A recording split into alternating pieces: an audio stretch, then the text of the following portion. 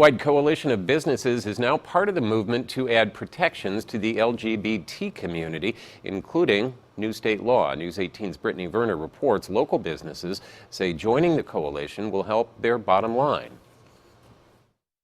Competing in a 21st century global economy.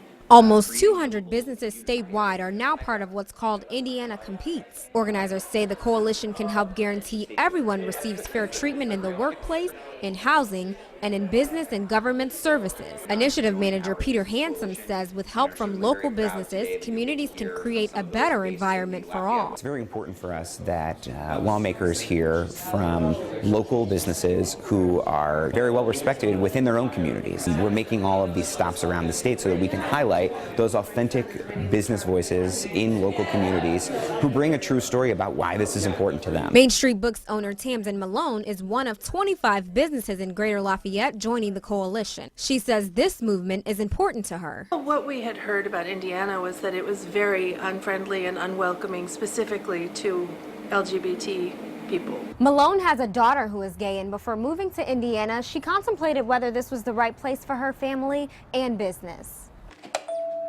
for fear of her daughter facing discrimination.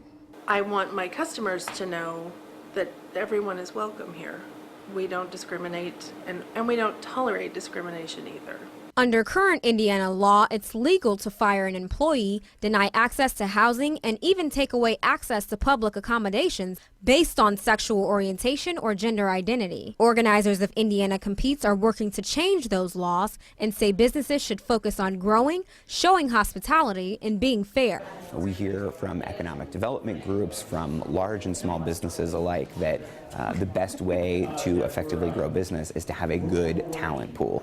And we believe that means turning no one away from that talent pool. Lafayette was the 5th stop in the 7-city tour throughout the state. The organization says joining the coalition could help with updating the state's discrimination statute and make sure businesses continuously thrive. Reporting in Lafayette, Brittany Werner, News 18.